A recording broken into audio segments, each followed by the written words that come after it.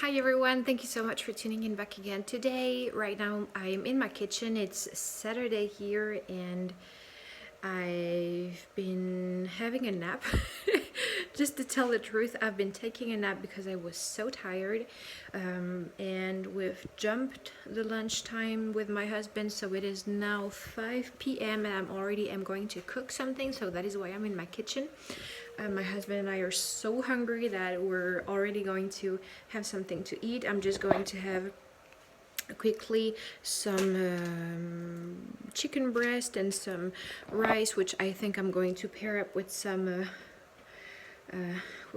vegetables, carrots, things like that, maybe sweet corn. I'm going to see what I'm going to do.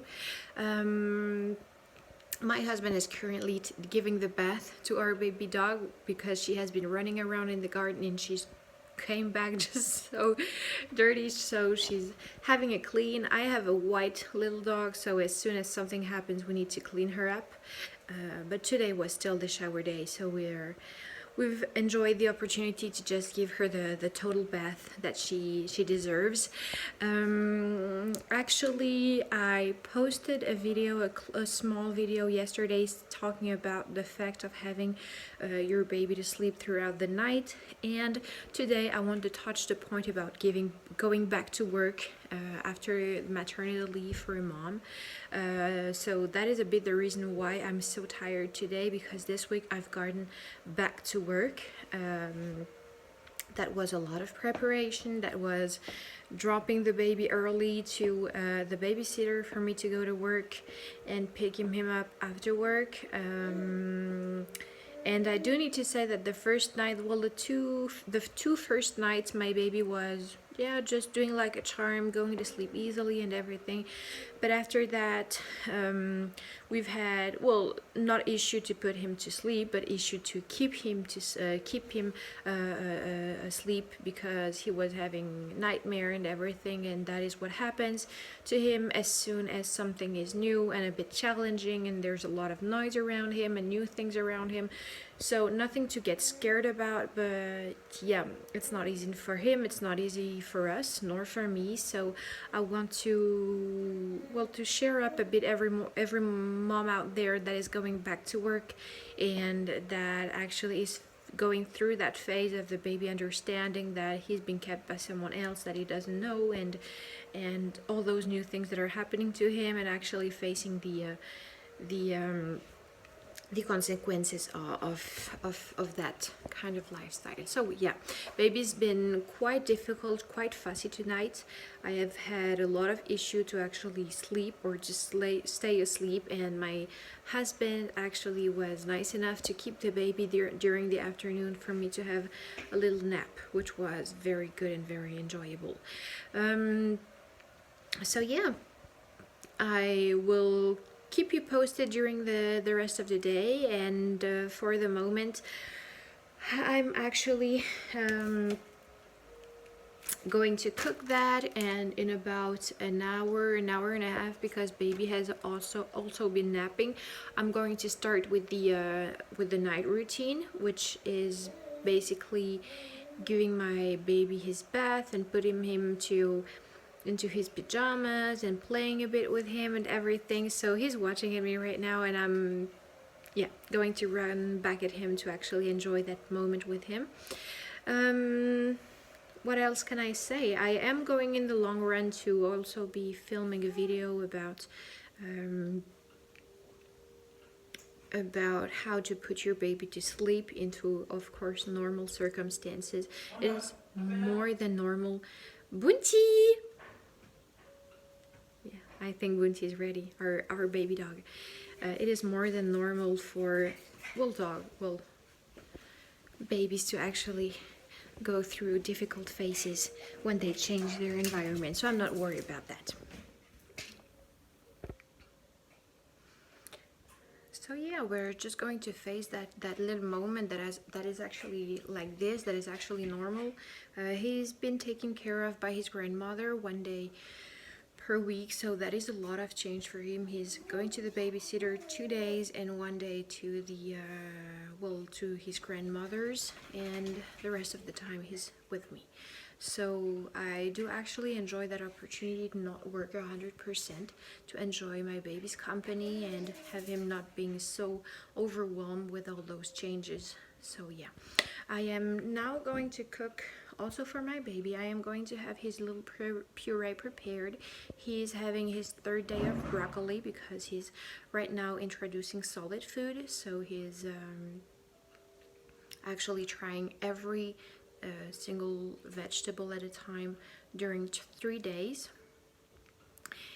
During 3 days, so he gets used to it, so his little digestion gets used to it as well.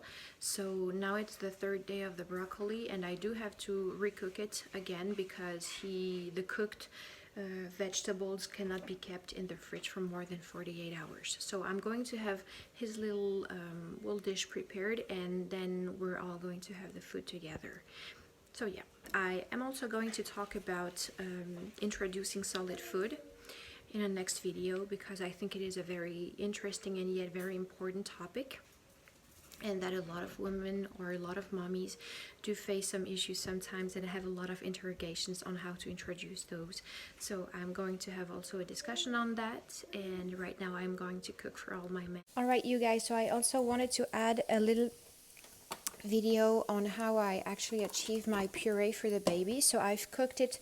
I don't know if you have a baby cook, you don't really need to have one. Actually, it just needs to be steam cooked. You can do that in whatever tool you have, or also in just a dish that you would have at home. I did put water until line number 2. You don't want to overcook. You want to watch that out, because of course if you overcook vegetables or whatever, even meat for your baby, actually you are going to cut on the vitamins and everything, all the good things that are in the food. So you don't want to overcook anything. What is good with the baby cook is that as soon as it is prepared, as soon as the water has actually been all used, it bips. So when that is done, you want to let that cool a bit, not too cold, because of course you don't want to feed your baby cold food, but you don't want to burn yourself while mixing the vegetables that you've just cooked. Here I've put in about half a small broccoli, and the other half served me for 2 servings. My baby's currently eating about 50 grams per day per meal of broccoli. He's at the moment only feeding once a day solid food. The rest of the day are milk bottles. So I am cooking the rest, and that would serve for 1 serving right now, and the other half I am going to freeze. I would rather not freeze a lot of food. I would rather serve my baby currently only as fresh as possibly cooked food, but of course I'm not going to throw away the other half, as my baby has reached the 3 days of testing the food. I am willing to introduce something new tomorrow, so I am going to end up today with the broccoli and freeze the other rest. So I am going to pour that into my mixer, and you will tell me, why are you not mixing that into the mixing bowl that comes integrated with your baby cook? Because as you can probably have seen, the broccoli that I've cooked do not fill the whole bowl, the whole cooking bowl that I've been cooking into. And that is a trick that I'm sharing with you right now, is that when you want your puree to be very smooth and with no lumps when your baby is very small, you want to have a very narrow mixer related to the quantity that you're actually mixing in. So that is why I am today not using that. I will still be using the water that comes in it, and I do notice that with water that comes until number 2, when not cooked, I can put the whole water in it. And you want to add some fat to whatever you're giving your baby. Of course, not a lot.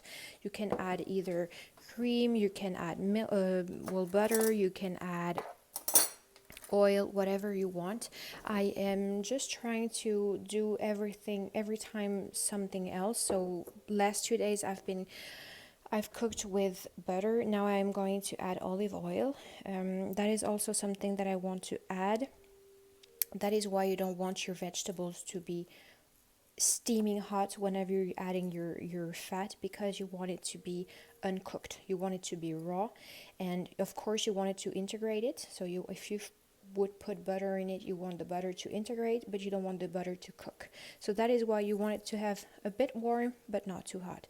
I am going to add, that is not even a coffee spoon, that is a chai spoon actually that I'm adding of oil, and that will be plenty enough.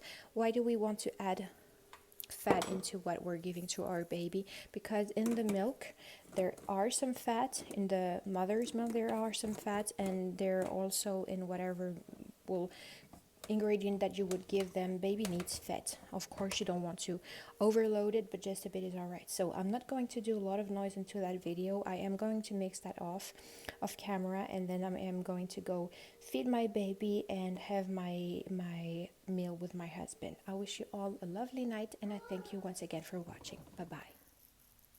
Alright guys, last update of the day. As you've probably seen, I've prepared almost 2 portions, well 2 portions for the baby.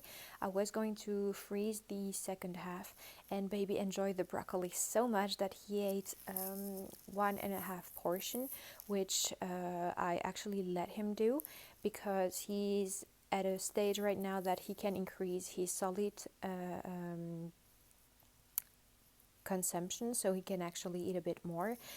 We can actually go up to 120 grams per meal right now, so he actually ate something like 70 grams or 60 grams, something like that, but normally he eats only 50. So I was actually really happy about that. He really ate very good his broccoli. He loves broccoli. So tomorrow we're introducing zucchini, which he already had, but we're introducing potatoes. So I am going to have him mix those together and then have zucchini with potatoes, and he adored zucchini, so I'm looking forward to see just how the potatoes goes into it and just how much he enjoys it. For the rest, I did as mentioned the night routine. So baby had his bath, he was changed for the night, he has his little cream massage, he had his little cuddle time with his daddy and with his mommy. We actually sang a bit, and then babies got swaddled and into bed. So I am going to enjoy a few minutes that my husband is doing something else to actually get to film the videos that I've promised you. I thank you very much for watching that vlog during this kind of night routine, and I'm looking forward to touch up with you back in the next video. Bye bye.